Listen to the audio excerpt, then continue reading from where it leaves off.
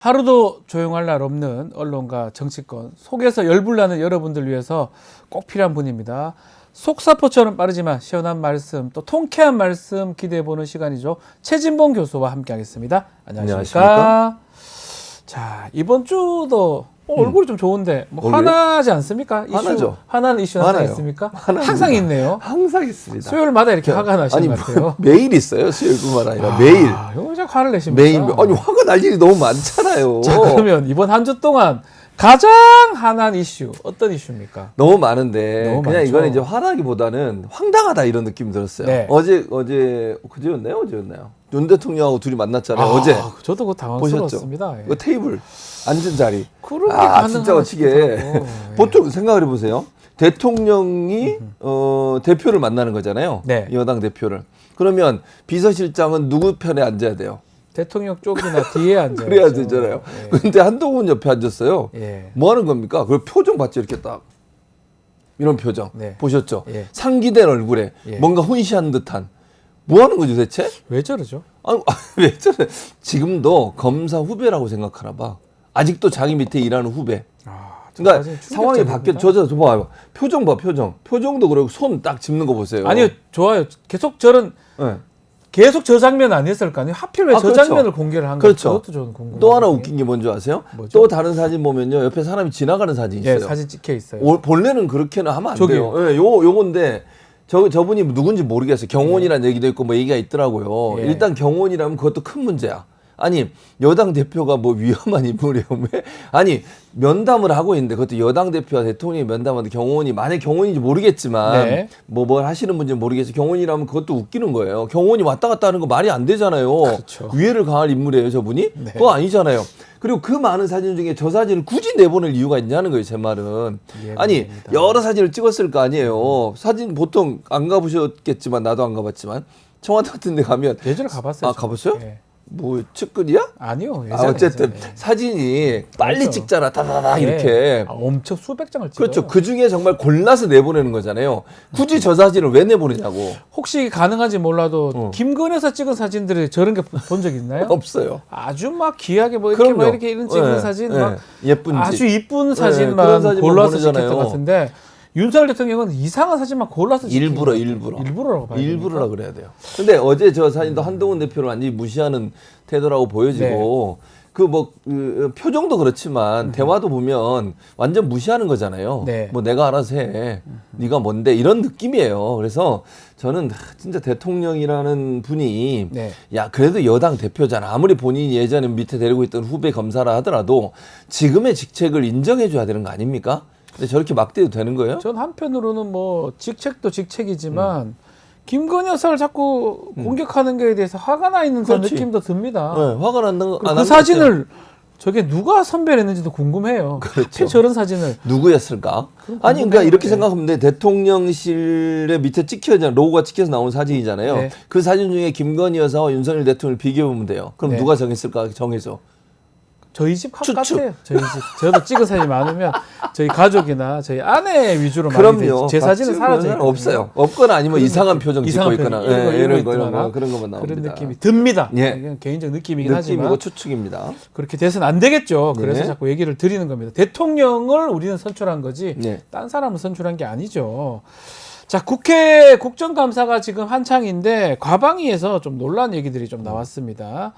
작년 김건희 여사 그 명품백 수수 영상 이 예고편이 이제 나올 것 같았는데 네. 방심이 그 새벽에 접촉 사단 하려고 난리를 쳤던 것 같아요. 일단 여야 공방이 벌어졌는데 네. 요 우선 어떤 내용인지 좀 설명을 좀 해주십시오. 네, 일단 무슨 내용이냐면 이게 이제 그 서울의 소리에서 미리 예고편을 내보낸 거예요. 네. 우리가 이런 방송을 하겠다라고 예고편을 내보냈는데 그 내용이 뭐냐면 이 그 명품백 수수 장면이 찍힌 받는 장면이 찍힌 그 영상을 내보낼 거다 이렇게 네. 얘기했더니 이제 난리가 난 거 아니에요. 그럼 사람들은 다 접속을 하려고 하겠지. 네. 서울의 소리에 들어가서 보려고 하겠죠. 그랬더니 유일인 방심위원장이 이 예고편을 보고 이 접속을 차단하려고 시도를 했다는 거예요. 시도하는 방식이 뭐냐면 늦은 밤에 네. 담당 과장인가? 담당 직원이 있을 거 아니에요. 직원이 있을 거니까. 그 직원한테 연락을 한 거예요. 밤에 밤중에 근무 시간이 아니고 그래가지고 접속 차단해달라. 지시를 했다는 겁니다. 근데 그 직원이 일단 이게 뭐가 문제가 되냐면 저 지금 이 카톡 그 나오죠. 예. 그 밑에 본 기사가 오늘 저녁 9시에 오픈한다고 위원장님이 빨리 올려달라고 하셨어요라고 얘기해요. 그러니까 심의를 올려달라는 거예요. 왜냐면 차단을 하려면 심의를 해야 돼요, 먼저. 네. 근데 긴급 심의 안건으로 올리는 권한은 두 가지 방법인데 하나는 누군가가 심의를 요청하는 경우, 또 하나는 위원장이나 누가 직권으로 상정하는 경우예요. 근데 이게 정말 긴급을 요하는 직권 상정의 요인이 되느냐? 저는 아니라고 보고 첫째. 두 번째, 더 큰 문제는 서울에서는 언론사예요. 언론사의 인터넷 어떤 채널에 대해서 방심위는 심의할 권한이 없어요. 그러니까 방송, 그다음에 일반 뭐 인터넷, 뭐 이런 뭐 블로그 이런 거는 심의할 가능성이 그렇죠. 심의할 권한이 있지만 언론사에 대해서 심의할 권한이 없어요, 기본적으로. 그런데 왜 언론사인 서울의 소리가 제작해서 올리려고 하는 또 제보를 받아서 올리려고 하는 이 영상을 차단하려고 시도를 했냐? 이거 자체가 문제라는 거야. 이게 방심위원장이 본인이 이제 국감에서도 인정했습니다. 네. 접속 차단, 긴급 심의 지시 사실 인정했는데 대중에게 미칠 영향력 이 고려해서 차단이 필요하다. 일단 권한도 안 맞을 뿐더러 이 갑자기 이렇게 하는 부분은 어떻게 봐야 됩니까? 이게 말이 안 되는 거지. 아니 국민에게 미칠 영향이라뇨. 이거 당연히 알아야 될 권리예요. 그렇죠. 아니 대통령 부인이라는 사람이 선물을 덥석덥석 받아. 네. 그걸 찍었어. 언론사는요 비리가 있거나 문제가 있는 어떤 장면을 촬영하기 위해서는 숨기고 들어가서 찍는 거예요. 아니 그것이 알고 싶다. PD 수첩 다 추적 뭐 그랬잖아요. 추적 60분 요즘은 이제 뭐 안 하지만 예전에 추적 60분 이런 방송들이 뭐예요? 이건 우리나라뿐만 아니에요. 외국의 방송사도 몰래 숨겨놓고 다 찍어요. 제가 아는 실화탐사대도 실화탐사도 마찬가지지. 예. 홍보합니까? 아니요. 어쨌든 그냥 이런 게 다 몰래 찍는 거예요. 그걸 뭐 다 용인되는 사안이에요. 네. 이게 다 법적으로 처벌받습니까? 아니 비리 현장을 찍는데 그럼 대놓고 찍으면 어떤 사람 찍을 수 있겠어요? 네. 아 당신 다 찍어 지금 이거 받을 거지? 300만 원짜리야? 찍을 거예요? 그럼 받겠냐고? 안 받죠. 그 말이 안 되는 얘기잖아요. 어쩌면 당연한 건데 이거를 이렇게 새벽에 그 난리를 치면서 유일임 방심위원장이 난리를 쳤는 건데 지난해 11월 27일입니다. 새벽에 지금 이거 했는 거 봤을 때는 뭔가 김건희 여사 측하고 유일임 방심위원장하고 교감이 있는 거 아니냐 이런 의심도 계속 되고 있거든요. 그러니까요. 어떻게 보십니까? 그러니까 저는 이게 충분히 의심될 수 있는 부분이에요. 그러니까 국회의원들 질문한 거잖아요. 당연하죠. 그러니까 11월 27일 새벽에 방심위의 명품관 수사관 영상 삭제 요청 민원을 넣었대요. 네. 누가 넣은지 모르겠어요. 근데 새벽에 넣었다는 게 이상하잖아요. 그러니까 이걸 방심위원장이 얘기를 했든 아니면 대통령실 안에서 김건희 여사 뭐 측에 있는 사람이 얘기하는지 내가 잘 모르겠는데요. 네. 이건 누가 올린지 알 수가 없어요, 민원은. 그러니까 이 민원 요청한 사람이 누군지 모르지만 이 새벽에 이렇게 빠르게 대응하면서 영상 삭제 요청을 했다는 것은 교감이 있었을 가능성이 있죠. 그리고 방심위원장이 이렇게 급박하게 움직이잖아요. 유일인 방심위원장이. 그거 자체가 의심스러운 현상인 거예요. 아니 새벽에 무슨 일을 해요. 일 안 하잖아요. 그렇게 맨날 일찍 퇴근하시더만. 그리고 이게 이게 공개돼서 문제가 될 만한 아무런 내용이 없어요. 네. 아니 예를 들어서 이 개인이 어떤 뭐 민간인 아무 방심위가 뭐 문제입니까? 방심위가 그런 거 하는 위치입니까? 그러니까 방심위는요. 마약이 나왔습니까 거기서? 그렇지. 뭐 성적으로 뭐 문제가 되는 거, 폭력적인 거, 마약 관련된 거 이런 거 문제가 돼가지고. 그것도 뭐 나온 다음에 처리하고 하면 되지. 그래. 본인들이 왜 난립니까? 그러니까 지금 이 상황은 김건희 여사에게 미칠 부정적 영향을 막아보겠다는 거잖아요. 그러니까 그 새벽에 김건희 여사한테 얘기를 듣고 한 거 아니냐? 그럴 가능성이 있다는 거지. 또 민원 요청도 했다는 거예요. 그러면 그러니까요. 방심위원장이 누군가한테 얘기해서 민원 요청하라고 얘기했을 수도 있잖아요. 그건 모르는 일이죠. 민원 예전에 그런 사주도 했으니까. 의혹이 있잖아요. 그러니까 그런 걸로 봐서는 양측이 교감이 있었을 가능성이 높다는 거예요. 대통령실이나 김건희 여사 측과 이 유일인 방심위원장 측이 교감이 있어서 빨리빨리 처리해야 되니까 민원 넣어주세요. 왜냐면 이거 직권으로 올리려고 그랬더니 여러 가지 지금 내부적으로 반발이 있으니까 민원 들어오면 할 수 있잖아. 그럼 긴급 안건으로. 근데 무슨 이게 긴급 안건이고 첫째. 두 번째 아까도 말씀드렸죠. 언론사의 사이트에 대해서는 방심위가 심의할 권한이 없다. 그렇기 때문에 둘 다 문제가 되는 거예요. 유일인 방심위원장 얘기 나온 만큼 이것도 한번 짚어보겠습니다. 몇 달 전 미국에 가서 특히 유튜브 불법 콘텐츠 신촉 사단 구글로부터 약속받았다면서 뭐 치면서 성과를 자랑했던데 야 구글 본사의 이 부사장이 뭔 소리냐 이런 약속한 기억이 없다. 이거 없다라고 문서를 줬어요. 그러니까요. 이거 어떻게 봐야 됩니까? 이게 지금 최민희 뭡니까 이거? 최민희 과방위원장이 이거 직접 메일을 받은 거예요. 메일을 물어본 거지. 문의를 한 거지. 문의를 하니까 답이 나온 거겠죠. 에릭슨 부사한테 문의를 했더니 에릭슨 부사 측에서 답변이 왔는데 그 내용이 그거예요. 구글 LLC는 유튜브의 모회사로 불법 콘텐츠 삭제 등과 관련하여 현지 법률을 준수하기 위해 최선을 다하고 있지만 저는 그러한 약속, 이게 바로 아까 그거예요. 네. 유튜브의 불법 콘텐츠 삭제 및 차단을 할 위치에 있지 않으며 유 위원장과의 논의 중에 유튜브 관련해 어떠한 확약을 한 기억이 없다. 야, 그럼 이게 그럼 거짓말 논란이 될 수밖에 없죠. 그 자기 영어가 안 돼요. 안 되겠나? 통역 되지 가고. 그러니까 아니 그럼 뭐. 거짓말하면 어떻게 소리 막 쳤다 그러고 하더만 약속도 안 해놓고 와가지고 확약 받았다고 하고 뭐 엉망이네요 이거 완전 얘기. 저분 신뢰가 가십니까? 저는 뭐 어쨌든 그러니까 저 첫째는 이게 실제로 이런 일이 이루어질 수가 없어요. 네. 유튜브는 정말 아까 말씀드렸죠. 유튜브는 자체적으로 규정이 있어요. 그러니까요. 규정이 있는데 그 내용이 뭐냐면 폭력, 성적인 어떤 유해성이 있는 컨텐츠, 폭력적 컨텐츠, 그다음에 마약 관련된 거 이런 것만 해요. 무슨 뭐 정치적 사안에 대해서 어떤 영상을 내려달라고 해서 받아주질 않아요. 어느 나라든.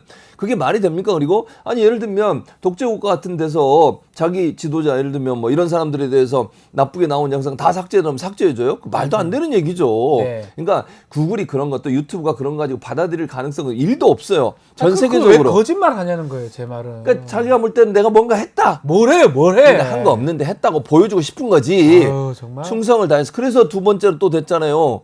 임기 끝났는데 또 됐잖아. 자기 혼자 된 것 같기도 하고.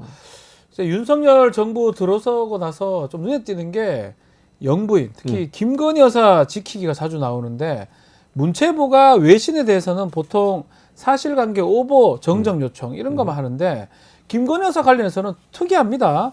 표현까지 다 트집을 잡았다. 어떤 내용입니까? 어떤 내용이었어요? 지금 지난 9월에 체코 방문했을 때 그 기억나시죠? 블레스크라고 하는 그렇죠. 언론사에서 보도한 내용이 있잖아요. 예. 김건희를 사기꾼이다. 사기꾼이라고 지칭하고 그다음 이거에 대해서 문체부가 외신에 대해서 정정 요청을 했다는 겁니다. 그러니까 이걸 사기꾼이란 표현을 오보로 분류해서 수정을 요구한 것으로 나타났고 또 2020년 9월에 영국 주간지 이코노미스트가 취임 100일 기자회견을 윤석열 대통령이 했을 때 윤 대통령을 아마추어라고 지칭했어요. 그리고 기본부터 배워야 한다고 지적을 했는데 이에 대해서도 정부가 수정이 나섰다. 즉 대통령과 대통령 부인에 대해서 부정적인 기사가 나가면 그거에 대해서 적극적으로 대응을 하는 거잖아요. 지금. 그러니까 이게 사실은 물론 뭐 100번 양보해서 우리나라 뭐 기관이 우리나라 대통령이나 대통령 부인에 대해서 부정적으로 보도한 거 좀 고쳐달라고 얘기할 수는 있지만 이걸 얘기하기 전에 태도부터 바꾸세요. 이런 얘기가 나오게 되는 게 문제 아닙니까? 아니 언론사들이 그러면 어디서 이걸 취재해서 보도를 했겠어? 없는 말 만드는 건 아니잖아요. 솔직히 얘기해서. 그렇죠. 초보 맞잖아요. 윤석열 대통령이 그럼 뭐 정치 잘하고 있어요? 못하고 있잖아요. 초보, 그러니까 초보라 그러지. 아마추어라 그러지. 아마추어요. 예. 그러니까 이런 얘기가 나오지 않도록 하는 게 중요하지. 이거 나오니까 무조건 바꿔주세요. 그러니까 언론사가 막 바꿔주겠어요? 그러면 뭐 잘못된 게 있어야 바꿔주지. 취재해서 한 건데 그러니까. 어떻게 함부로 바꾸겠습니까? 아 그리고 뭐 예를 들면 김 여사에 대해 사기꾼이라는 표현 쓴 것도 뭐 표현 자체가 지나치다고 얘기할 수는 있겠지만 김 여사 관련된 여러 논란들이 많잖아요. 주가 조작 문제도 뭐 이런 문제들이 그런 문제가 검찰이 제대로 수사 안 하고 그냥 불기소하고 이런 넘어가니까 이런 얘기가 나오는 거 아닙니까? 결국은. 네네 알겠습니다. 자, 이 얘기도 좀 해보겠습니다. 뉴스토마토 저희가 보도했죠. 김건희 여사 공천 개입 의혹. 자, 국정감사에서도 지금 온통 김건희 여사 얘기가 가장 많습니다. 그럼에도 불구하고 이 방송국이 주목이 되네요. KBS. 거의 보도가 안 되는 것 같아요. 소극적으로 지금 보도가 되는 것 같은데. 거의 안 하죠. 명태균, 김건희의 이른바 오빠 메시지. 이때도 좀 마찬가지입니다. 어땠습니까? 아니 그러니까 비교를 해볼게요. 화면 저기 나오잖아요. 화면. 미디어 오늘은 김건희 오빠 논란 축소에 주가 조작 몰랐다 부각한 KBS 이렇게 나오잖아요. 그러니까 저기 보면 왼쪽에 있는 게 MBC 밑에 있는 게 SBS 그리고 오른쪽이에요. 그 타이틀만 보세요. 유리한 진술은 공개 불리한 건 잘 모르겠다. 강제 수사 없이 4년 반 논란 키운 검찰 이렇게 비판적으로 쓰잖아요. 여기 보면 주범들은 몰랐다 진술 수사 기록 공개. 아 그러네요. 그러니까 비판을 안 해요. 저분이 박장범 씨 아니에요? 예, 맞죠? 앵커 진행자죠. 저분 사장 후보예요 지금. 지금 사장 지원하셨어요. 예, 지원했어요. 세 명 중에 들어갔어 또. 진짜 어처구니가 없습니다. 지난번에 박절하지 못해서 조그만 파우치 이런 얘기 했던 분이에요, 저분이. 박민, 박장범, 김성진 진짜. 세 사람이네요. 근데 아니 생각을 해보세요. 김건희 여사 관련해서 이 그 카톡 내용 같은 경우에는 비판적 입장으로 쓸 수밖에 없어요. 기사를. 네, 어느 언론사가 이거를 옹호하거나 아니면 비껴가려고 하겠습니까? 근데 KBS만 유독 이걸 축소시키거나 아니면 그냥 물타기를 하는 거예요. 이런 방식으로 해서 비판적 입장을 자꾸 줄이려고 하는 태도를 보이는 거 언론으로서 기본을 지키지 않는 모습이라고 볼 수 없습니다. 자, 검찰이 도이치모터스 주가 조작 사건 관련해서 무혐의 처분했던 날도 다른 언론사하고 KBS는 좀 달랐습니다. 이거 비중 있게 거의 다 다뤘는데 예. KBS는 그러진 않았던 것 같아요. 그러니까 리포트 형식으로 김 여사 해명과 네. 검찰이 브리핑 내용을 단순 전달했어요. 그렇죠. 분석을 해야 될 거 아니에요. 예를 들면 주가 조작에 무혐의를 내렸는데 검찰의 수사 결과를 보면 그 전에 네. 이번에 이제 서울지검장 이창수 지검장 말고 그 전에 수사한 내용을 보면 주가에 개입했을 가능성이 농후한 내용들이 많잖아요. 그렇죠. 그런 부분들을 분석해서 얘기해 줘야지. 아니 이렇게 증거가 많은데 검찰은 이런 결론을 내렸다. 이러니 국민적 비판을 받을 수밖에 없다. 다른 사람들은 다 처벌받다. 손모 씨 같은 경우에 본인이 직접 투자해 손해까지 봤는데 그 사람도 방조 혐의로 처벌받는데 김건희 여사는 그냥 넘어갔다. 이게 정의로운가? 이렇게 보도를 해야 정상 아니에요? 그렇죠. 근데 한다는 소리가 아니 검찰의 처분 내용에서 리포트 형식이라면 본인이 이제 보도하는 거잖아요. 네. 그래서 김 여사 해명만 얘기해. 그리고 검찰의 브리핑 내용을 단순히 전달해. 검찰은 이렇게. 그러면 누구 의견만 나간 거예요? 검찰과 김 여사 얘기만 나간 거잖아요. 반대 그럼 민주당 얘기를 왜 안 해? 그렇죠. 여기에 대해 시민사회단체나 비판하는 국민들의 목소리는 왜 안 전하는 거예요?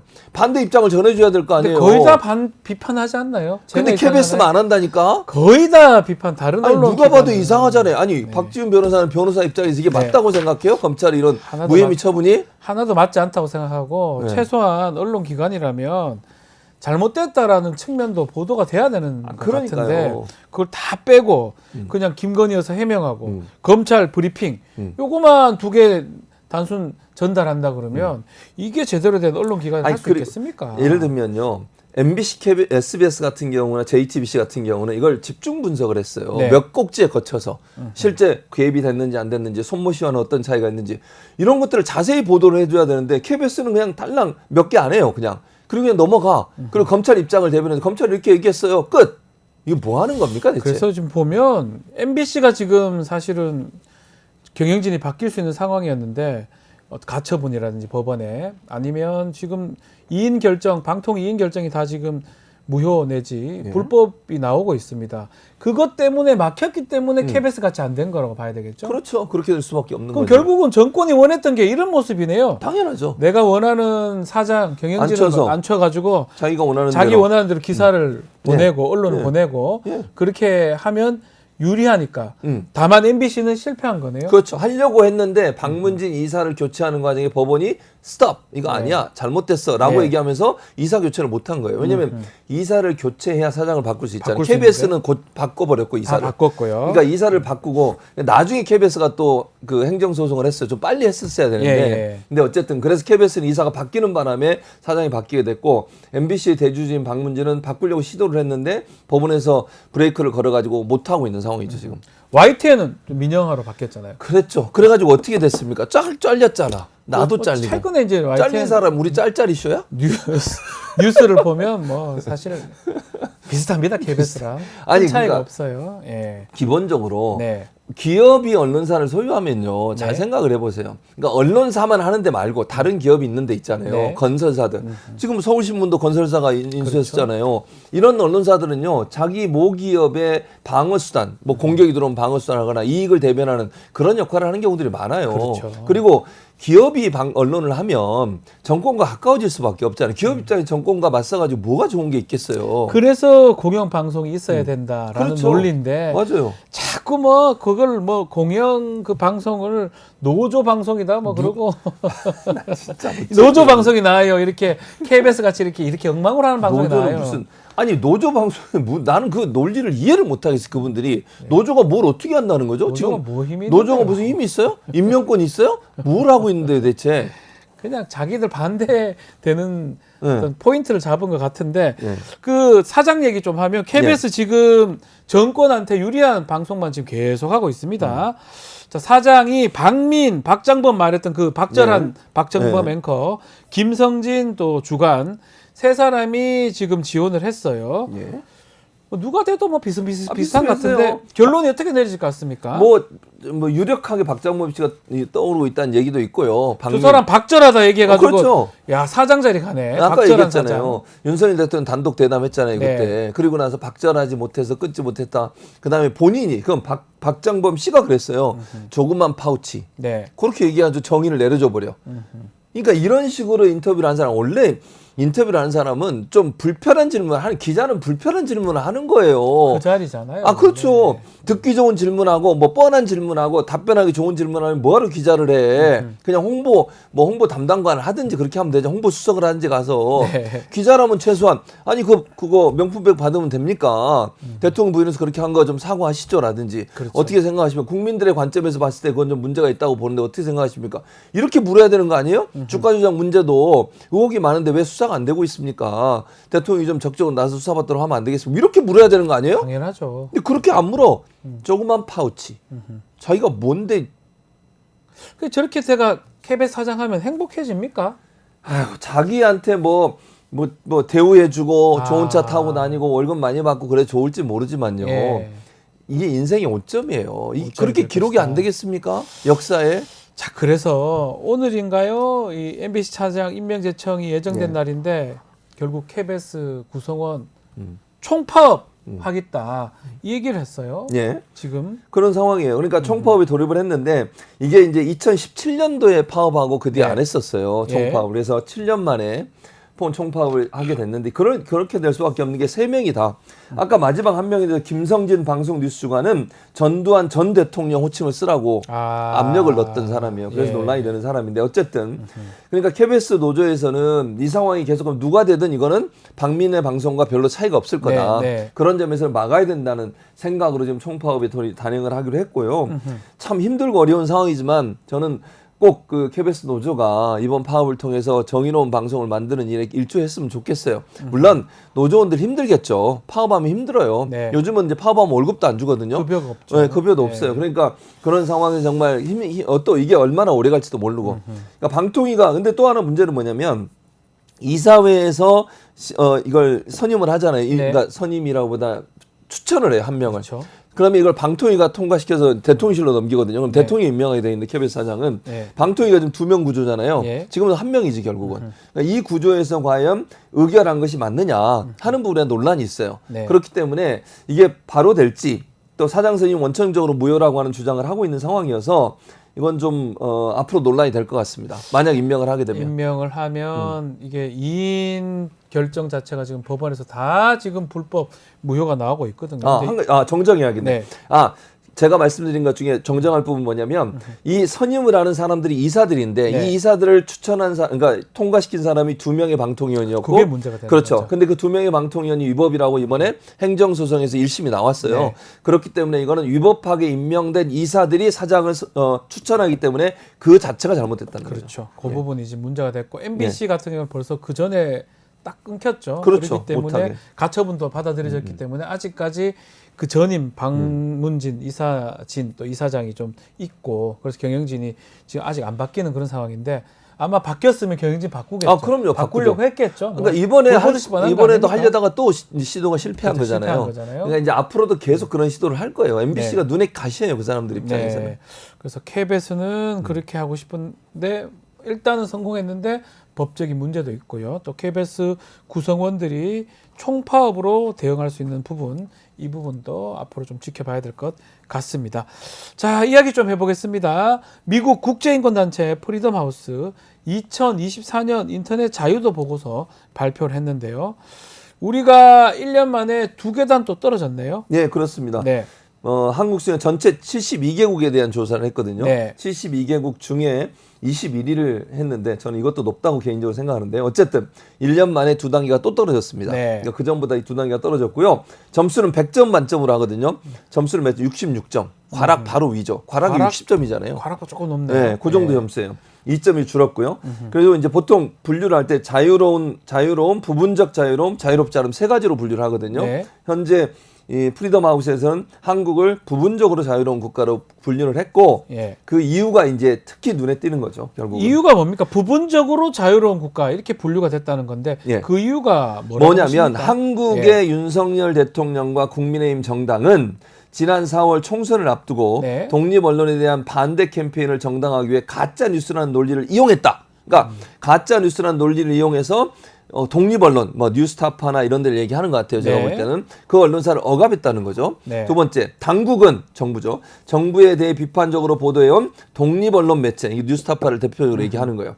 압수수색하고 블랙리스트에 올렸다라고 설명하면서 이런 문제 때문에 언론의 자유가 줄어들었다라고 판단을 한 거예요. 결국은. 네, 실제로 그런 일들이 계속 있었고요. 이 총선 과정에서 아니 뭐 뉴스토마토도 마찬가지로 고소하고 막 이러잖아요. 고발 당하고 압수수색하고 MBC도 여기 당할 때가 마찬가지고. 아닌데 예. 하여튼 언론 기관에 대한 압수수색 같은 것들이 이제 반복됐기 때문에 또 언론인에 대한 예. 자 이렇게 보이는데 세부 항모 평가에서는 윤석열 대통령과 김건희 여사 이름이 여러 차례 등장합니다. 일단은 이 두 사람 관련해서 등장하고 예. 방심위하고 방통위 이것도 얘기가 나오는데 언급이 될 수밖에 없죠. 그러니까 방통위와 방심위를 이용해서 김건희 여사 그다음에 윤석열 대통령 비판을 못하게 억압했다는 게 주 키 포인트예요. 네, 네, 네. 그러니까 프리덤 하우스가 우리나라에 언론 자유가 없고 인터넷 언론에 대해서 억압이 강하다고 억압이 많다고 주장하는 이유가 대통령과 대통령 부인을 지키기 위해서 방통위 방심위가 규제기관으로서 언론의 지능보다는 억압하는 단체로 전락했다라고 지금 비판을 하고 있는 거죠. 그러니까 방심위 특히 선방위 같은 경우 선거방심위원회 같은 경우에는 지난 총선 과정에서 MBC에 거의 20건 이상의 심의를 제재를 내렸잖아요. 그거 예. 다 어떻게 됐습니까? 다 법원에 가서 잘못됐다고 판단됐어요. 예. 그러니까 이게 이 정도면 한 건이라도 이겼으면 내가 말을 안 하겠어요. 방심위에서 한 것 중에 한 건이라도 이긴 거지. 방통위가 지금 그거 소송 비용 쓰느라고 돈이 없대요. 네. 기름값까지 끌어다가 지금 소송 비용을 쓰고 있어. 근데도 또 소송을 해. 아니 이게 뭐 하는 행동입니까 대체? 그러니까. 아니 방통이나 방심위는요 언론의 자유, 방송의 자유, 표현의 자유를 신장하고 확대시키는 역할을 하기 위해서 존재하는 기관이에요. 언론사들이 보도한 내용 가지고 문제 삼고 그걸로 발목 잡아가지고 언론사를 억압하려면 뭐하러 방통위, 방심위를 하는 겁니까 대체? 그 기관이에요? 언론 탄압해? 진짜. 나중에 이런 사람들 다 그 관계된 사람들조차도 저는 다 처벌 받아야 돼요. 법적인 저는 어떤 정치적 당연히 책임을 그래요. 다 물어야 되는 거 아니냐. 당연하죠. 그렇게 그래서 해야죠. 앞으로는 절대 이런 짓 못하게 만드는 게 가장 필요하다. 다른 사람한테 피눈물을 지금 안기는 거 아닙니까? 그러니까요. KBS 구성원들 네. 또 언론인들한테 그분들이 지금 뭐 못할 일을 한 겁니까? 자신의 임무에 충실한 거고. 당연하죠. 만약에 필요하다면 그 사람들이 잘못했다면 뭘 모르겠지만 잘못한 게 아니잖아요. 예. 정권의 어떤 이제 얘기를 듣고 사주를 받고 하는 모습을 비치니까. 그렇죠. 야 외국에 이런 프리덤 하우스 이런 데도 네. 이걸 다 알고 있네요. 다 알고 우리 뭐 있죠. 어떻게 일어나는지. 기본적으로 이분들이 조사하는 과정은요. 그 언론이나 언론단체 또는 뭐 국민들에 대해서 인터뷰도 하고 여론조사도 하고 다 해요. 네, 네. 그러니까 그냥 하는 게 아니고 이걸 무슨 뭐 멀리서 보고 하는 게 아니고 실제 우리나라의 언론과 언론인들하고 인터뷰도 해보고 그러고 나서 내용을 파악하기 때문에 제대로 잘 알고 하는 거죠 결국은. 네, 어쨌든 다 드러납니다. 네. 어떻게 감출 수가 없습니다. 손바닥으로 뭐 하늘을 가릴 수가 있습니까? 얼굴이 다 커서 알고. 안 돼요. 저는 박정희 얼굴이 전혀 안 가르치시네요. 안 가르치죠. 똑같습니다. 모든 제 게 칭찬은 없습니까? 칭찬이 별로 없어요. 그냥 별로 없습니다. 예. 있으면 소개 좀 해드릴 건데. 알겠습니다. 오늘 최진봉 교수와 수일련 남자 했습니다. 감사합니다. 감사합니다.